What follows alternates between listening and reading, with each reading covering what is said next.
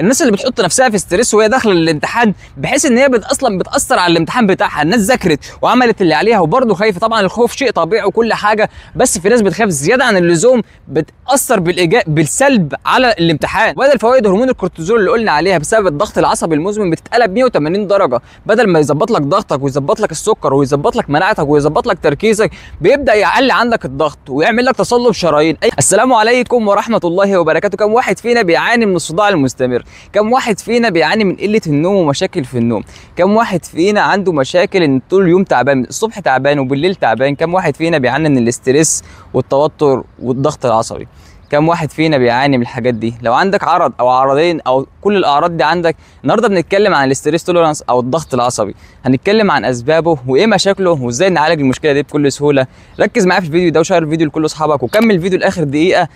ركز معايا ويلا بينا. في الاول عايزين نعرف ليه بيحصل لنا ستريس او توتر. ربنا خلق في جسمنا هرمون اسمه هرمون الكورتيزول، بنسميه ستريس هرمون او هرمون التوتر. طب ربنا يخلق في جسمنا هرمون يضرنا؟ اكيد لا طبعا. ربنا خلق في جسمنا هرمون الكورتيزول عشان لما انت تبقى نايم وتصحى الصبح وضغطك يبقى واطي، مين اللي هيعلق الضغط ده؟ هرمون الكورتيزول.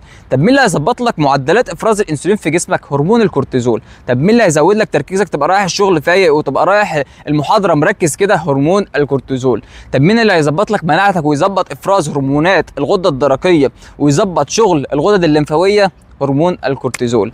طب هو مفيد كده يا جدعان؟ طب ايه المشكله؟ المشكله في حته المزمنه.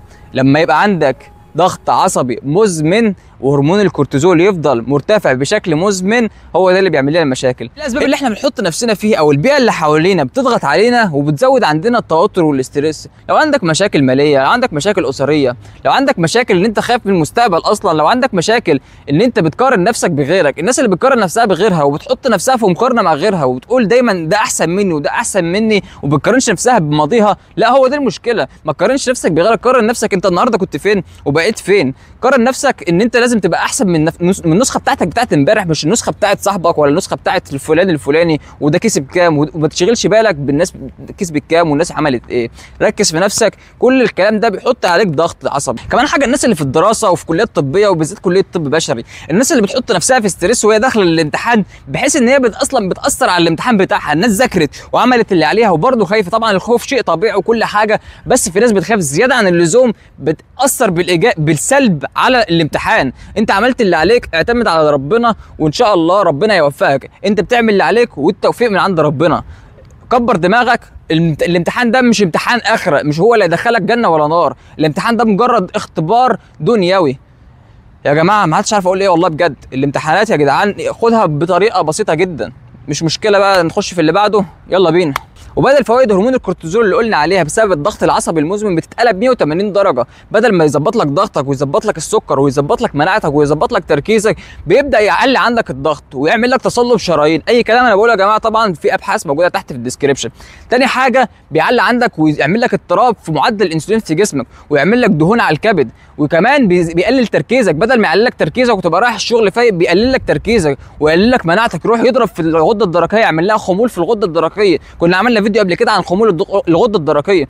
بيعمل لك خمول في الغده الدرقيه، وكمان يقلل لك مناعتك عن هو بيعمل لك مشاكل وبيقلل وظيفه الغدد الليمفاويه، من اهم الحاجات اللي في الجهاز المناعي بتاعنا الغدد الليمفاويه والغده الدرقيه طبعا. فنتكلم عن ايه تاني؟ في حاجه كمان، في بحث اتعمل 2020 في الصين بيأكد ان الناس اللي عندها ضغط مزمن بيزود عندها عرضه ان يحصل لها اورام سرطانيه او بيحصل عندها انتاج في الخلايا السرطانيه. تاني حاجه كمان، الناس الستات الحامل لو عندها ضغط مزمن طول فتره الحمل، في بحث اتعمل 2023 بيأكد ان الست الحامل لما يبقى عندها ضغط مزمن طول فتره الحمل بيزود عندها فرصه ان الجنين ده يبقى نازل حجمه قليل او وزنه قليل. في كمان بحث اتعمل 2022 بيأكد ان الاسترس المزمن بيأثر على العقل وبيأثر ان انت يحصل لك زهايمر في المستقبل. والناس اللي عندهم اصلا عرضه او عندهم تاريخ مرضي ان يحصل لهم زهايمر بيزود عندهم الفرصه ان يحصل لهم زهايمر. كمان حاجه، ان ممكن يزود عندك ارتجاع المريء او اعراض ارتجاع المريء في جسمنا. كل الكلام ده بيسببه الاسترس او التوتر المزمن. حته بقى فيسيولوجي كده للناس اللي عايزه تفهم قبل ما نخش على الحل بتاع التوتر او الضغط العصبي المزمن. في ناقل عصبي اسمه جابا. جابا دوت فايدته ايه؟ ان هو بيعاكس شغل الكورتيزول. ازاي؟ في عندك محور اسمه هايبوثالاموس بيتيوتري ادرينال اكسس. المحور ده اللي بيشغل لك او بيربط المخ بالغده الكظريه اللي بيتفرز منها هرمون الكورتيزول. طب دلوقتي لو انت عايز لو جسمك عايز يقلل هرمون الكورتيزول بيفرز عندك الجابا تعلى يوقف المحور ده، هو دوت يعني الكمين اللي بيوقف المحور ده فيوقف عندك الكورتيزول، والعكس صحيح، الجابا تقل الكورتيزول يعلى وهكذا. طب احنا بقى ركز بقى في كلمه جابا ديت علشان هقول لك على حاجه تاخدها تزود عندك الجابا وتقلل عندك الكورتيزول وبالتالي تقلل عندك التوتر والاسترس. ندخل بقى الحل بتاعنا بسرعه. انا تعبت بالحلقه دي يا جدعان والله العظيم، يعني صورة نبح بجد. عايزين نقسم الحل بتاعنا لجانب نفسي وجانب بدني. الجانب النفسي ربنا هو اللي بيقول لنا ومن أعرض عن ذكري فإن له معيشة ضنكا ونحشره يوم القيامة أعمى. وربنا قال كمان ألا بذكر الله تطمئن القلوب.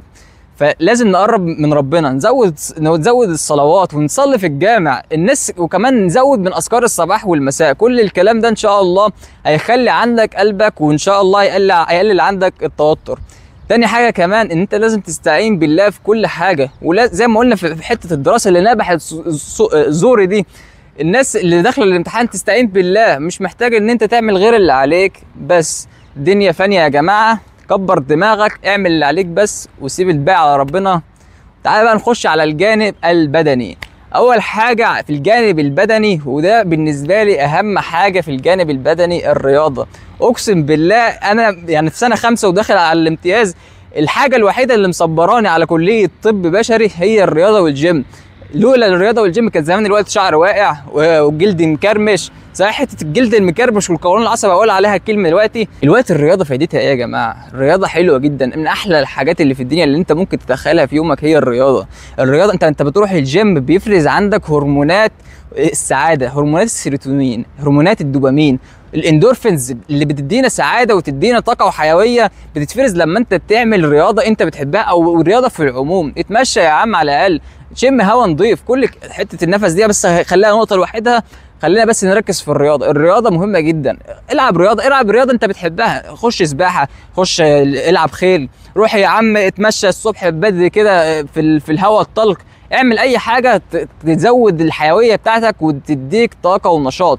تاني حاجه عايزين نتكلم فيها النفس. في بحث اتعمل 2017 بيأكد ان النفس العميق او اللي هو الديب بريز بيعالج عندنا او بيقلل عندنا التوتر المزمن. النفس العميق ده فايدته ايه؟ ان هو بيشغل عندك الرئه كلها، بدل ما تشغل عندك ربع الرئه بتاعتك، لا الشغل ده مش نافع. احنا عايزين نشغل الرئه كلها بحيث ان احنا نملي رئتنا كلها بالاكسجين ونطرد عندنا ثاني اكسيد الكربون. مهم جدا ان احنا ناخد نفس عميق. طب ايه القانون اللي احنا نمشي بيه او ايه التشكيله اللي احنا نمشي بيها؟ نمشي بتشكيله 4 4 6. يعني 4 4 6 4 وانت بتدخل نفسك في 4 ثواني، تكتم نفسك في 4 ثواني وتطلع نفسك في 6 ثواني. تعمل الموضوع ده 5 مرات الصبح و5 مرات بالليل، هيزود عندك الطاقه والحيويه ويزود عندك. الناس بقى اللي عندها الام في العظم او الام في العضلات او عندها صداع، حته النفس ان انت تتنفس بطريقه عميقه ده بيزود عندك او بيقلل عندك المشاكل اللي في العظم وفي العضلات والصداع. كل الكلام ده بسبب ان انت بس تنفست كويس. تالت حاجه عايزين نتكلم فيها النوم. الناس اللي نومها مش متظبط او عندها مشكله في النوم، عندها مشكله في قله النوم، لازم تظبط نومها. ازاي بقى؟ دلوقتي ربنا خلق لنا دوره في النوم، تنام بالليل وتصحى بالنهار. لما تتعرض الصبح للشمس، النور الطبيعي اللي ربنا خلقه لنا بيزود عندك بشكل طبيعي افراز هرمون الكورتيزول اللي قلنا عليه، وبالليل بيتقلل لما تتعرض للشمس الطبيعي، مش النور بتاع البيت، لا لما تتعرض للشمس الطبيعي بيقلل عندك بعد كده بالليل هرمون الكورتيزول بشكل طبيعي، فيحسن عندك النوم ويحسن عندك جوده النوم بتاعتك ويدخلك في الديب سليب. الوقت عايزين نتكلم عن موضوع رابع ومهم جدا، العلاقات الاجتماعيه. الوقت انا عايزك تحدد دايره العلاقات بتاعتك، مش ان انت يبقى عندك 15 16 صاحب وفرحان بيهم، لا انا عايزك تحط 5 حواليك بس هم اللي يدوك دفعه ويدوك بوزيتيف انرجي او اللي هو يعني طاقه ايجابيه. الناس اللي بتديك طاقه سلبيه اعمل لهم بلوك يا عم، فكك منهم. الناس الحياه مش واقفه على حد. الناس ديت هي اللي بتعطلك عن حياتك، الناس دي هي اللي بتحطك في ستريس، الناس دي هي اللي بتحبطك. طلعهم من حياتك وريح دماغك. انت مش محتاج اصلا غير 3 4 في حياتك هم اللي يسندوك في الاخر. اي مشكله هتحصل لك واحد ولا اتنين ولا تلاته بيك كتير هم اللي هيسندوك. كل الكلام ده في الفاضي، 15 16 واحد ولا ليهم اي لازمه. طلع من حياتك الناس اللي ملهاش لازمه. العلاقات الاجتماعيه، حط نفسك وسط اهلك، وسط الناس اللي انت بتحبها، هتلاقي مودك اتغير. طبيعي طبعا مودك اتغير ونفسيتك اتحسنت. معلش يا جماعه انا زوري اتنبح. اوه احنا مش عارف، انا مش عارف الصراحه احنا وصلنا للخامس ولا سادس حاجه. عايزين نتكلم الناس اللي بتاخد كافيين عمال على بطال. الكافيين من اكتر الحاجات اللي بتزود عندنا معدل ضربات القلب، وتزود عندنا الاستريس، وتزود عندنا التوتر في جسمنا، وتزود عندنا حته الضغط العصبي. الناس اللي عندها توتر او ضغط عصبي تلغي الكافيين من حياتها. طب انا عايز اخد كافيين عشان ابقى فايق، ابقى مركز، ابقى اعمل ايه؟ في بديل للكافيين اسمه شاي الماتشا. الماتشا ده فايدته ايه؟ هو في نسبه كافيين حلوه، وفي نفس الوقت بيظبط معدلات في ويف اسمها الفا ويف في المخ، بتظبطها بتحس ان انت تبقى كالم او تبقى هادي، وفي نفس الوقت تديك نشاط. في حاجه كمان في الكافيين، ان هي بتعمل ماسك او بتغطي على المشاكل اللي عندك. ان انت في ناس بقى عندها مشاكل في نقص المعادن او مشاكل في نقص العناصر الغذائيه في جسمك، فبيعمل لك ماسك عليها في يديك طاقه، بيسموها طاقه وهميه. الكافيين طبعا يعني هو زي ما ليه فوائد كتير ليه مشاكل كتير، بس احنا بنتكلم عن الناس اللي عندها توتر تمنع الكافيين تماما من حياتها وتنظف جسمها من الكافيين. ده احسن ليها طبعا. ونخش على النقطه اللي بعديها، يلا بينا. اخر نقطه هنتكلم عليها قبل ما نتكلم عن الاعشاب او حاجات تهدي وتظبط عندنا الريلاكس بتاعنا وتظبط عندنا المود. عندك السكريات. الناس اللي بتدخل سكريات عمال على بطال، السكريات والجلوتين اللي بيخش جسمنا بيعمل لنا التهابات. ويعني ايه التهابات؟ يعني ستريس، ويعني دخلت نفسك في حاله حرب. لما تدخل سكريات في جسمك وتعمل لك التهابات، وهرمون الكورتيزول بيعلى. في بص، هرمون الكورتيزول يعلى، هرمون الانسولين يعلى، هرمون الانسولين يعلى، هرمون الكورتيزول يعلى، فبالتالي يزود عندك الاستريس. وقف سكريات خالص، امنع سكريات خالص، وقلل عندك الجلوتين. مش هقول لك امنع الجلوتين خالص، قلل الجلوتين، قلل العيش، وقلل الرز، وقلل الكلام ده. كمان حاجه عايزين نتكلم فيها، الناس اللي عندها جفاف في جلدها او عندها جلدها مكرمش ومشقق، والناس اللي عندها مشاكل في القولون وعندها مشاكل في الجهاز الهضمي وعندها مشاكل القولون العصبي، كل الكلام ده بسبب الاستريس وبسبب زياده هرمون الكورتيزول. ليه بيحصل الكلام ده؟ لما جسمك بيخش في حاله ستريس بيخش في حاله حرب، اكنه في حاله حرب. طب الحاله الحرب ديت، الحاجات الاساسيه في جسمك هي المهمه، العقل والقلب والكلى والكبد، الحاجات دي مهمه. وياخد الدم من القولون، وياخد الدم من الجهاز الهضمي، وياخد الدم من الجلد، ويبدا التغذيه بتاعتها تقل، وبالتالي يحصل لك قولون عصبي، ويحصل لك جلد مشقق، وجلد ناشف، وجلد ما فيهوش رطوبه كويسه. اخر حاجه عايزين نتكلم فيها حاجتين، شاي بيزود عندك الجابه اللي قلنا عليها، وشاي تاني مهم جدا والرياضيين بيحبوه جدا، بيزود عندهم الكالم ويقلل عندهم التوتر. اول حاجه عايزين نتكلم فيها شاي الاشواجندا او عشبه الاشواجندا. دي عشبه هنديه، فايدتها ان هي بتقلل عندك هرمون الكورتيزول، وبتقلل عندك الاستريس والتوتر. في طبعا الرياضيين عارفينها جدا وبياخدوها عشان تقلل عندهم هرمون الكورتيزول والتوتر، وتقلل عندهم الدهون اللي حوالين البطن. تاني شاي عايزين نتكلم فيها، وتاني عشبة عايزين نتكلم فيها شاي المليسة او بلسم الليمون. دي من اكتر الحاجات اللي بتهديك وبتقلل عندك بتزود عندك الجابة، فبتقلل عندك هرمون الكورتيزول. دي بتأثر على الجابة، بتخليها عالية، وبالتالي بتقلل عندك هرمون الكورتيزول، وتديك الريلاكسيليتي او تديك الكالميتي اللي احنا قلنا عليها. وبس كده. الفيديو كان طويل، الحمد لله ان الفيديو خلص على خير. بجد انا كنت امسك الموبايل اكسره بسبب الناس اللي في الدراسه، لانهم معصبين جدا. اشوفكم على خير حلقه جديده. شير فيديو لكل اصحابك واشترك في القناه. كان معكم الدكتور احمد، وفي رعايه الله.